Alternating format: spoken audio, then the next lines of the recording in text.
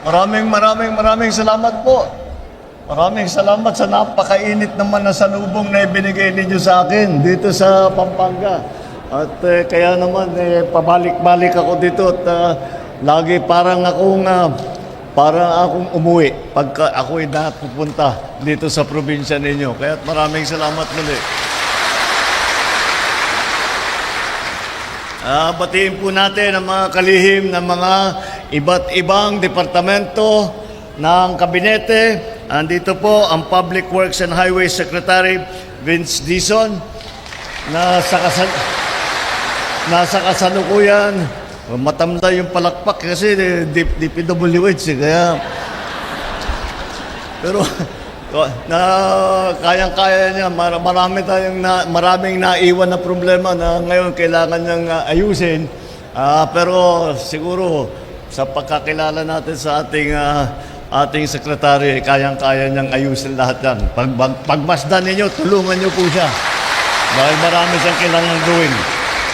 Andito rin po ang kalihim ng DNR, ng Department of Environment and Natural Resources. Andito po Secretary Popo Lutilla. Ang kalihim naman ng DSWD. At ito ay patunay na ang DSWD ay nandyan hindi lamang pagka may bagyo, pagka pumutok ang bulkan, pagka may lindol, kung hindi pati sa pagbibigay ng assistance sa ating mga kababayan. Nandito po, Social Welfare and Development Secretary Rex Gatchalian. At ang ating butihing Provincial Governor ng Pampanga, Governor Lilia Pineda. And the Pampanga Vice Governor Delta Pineda. And all of the other, lahat ng ating mga distinguished guests at lahat ng ating mga ang pinakamahalaga na nandito ngayong araw ay ang ating mga beneficiaries. Dahil po, nandito po tayo para ayusin po ang inyong mga dokumento, may mga titulo, may mga patent na po. Yung isang nakatanggap ng titulo ay binulong sa akin, 33 years na raw niya inaantay. Kaya ayan, 33 years na raw inaantay. O di na niyo kailangan mag-antay pa. Magandang araw po sa inyo lahat. Una sa lahat, nais kong iparating ang taus-puso kong pasasalamat sa inyong lahat. Sa ating mga magsasaka at manggagawa na patuloy na nagsusumikap para sa isang masaganang bukas. Sa araw-araw ninyong hirap at pagod sa pagsasaka, pagtatrabaho at pagtataguyod sa inyong mga pamilya, nandito ang gobyerno para suportahan at alalayan kayo. Sa pangunguna ng DNR, na-turnover na po natin ang mga land patent at title na sa 455 benepisyaryo mula sa Region 1, 2, 3, 4A, CAR at saka sa NCR.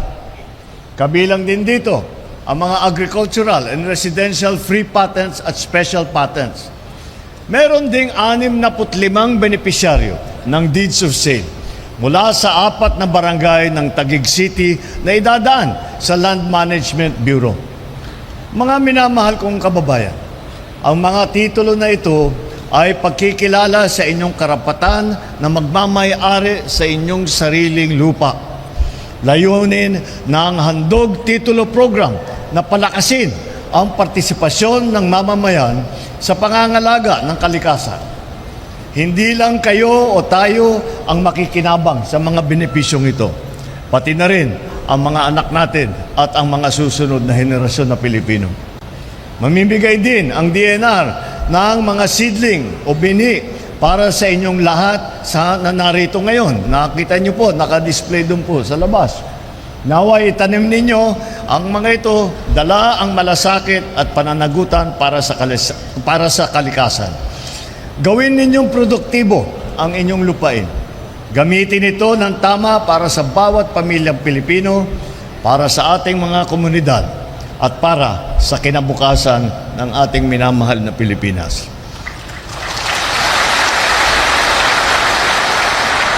Ang responsableng paggamit ng lupa ay magbubunga ng masaganang pamumuhay para sa ating lahat.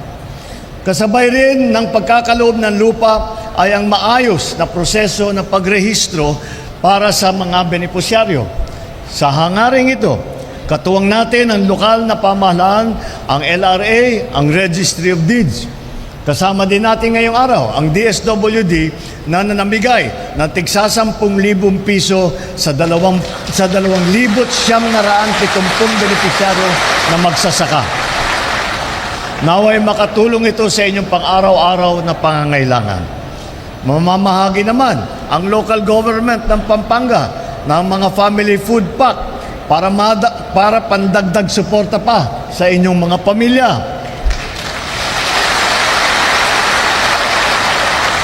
Mga kababayan, sa kabila ng mga hamon na kinakaharap ng bansa, nananatiling nakatuon ang pamahalaan sa aming mandato at tungkulin na maglingkod na tapat. Makakaasa kayo na inaayos natin at tinutuwid ang mga prosesong nagpapabagal at nakakaabala sa ating pag-unlad. Ang lahat ng ito ay sinusulong namin upang pangalagaan ang karapatan ng bawat Pilipino.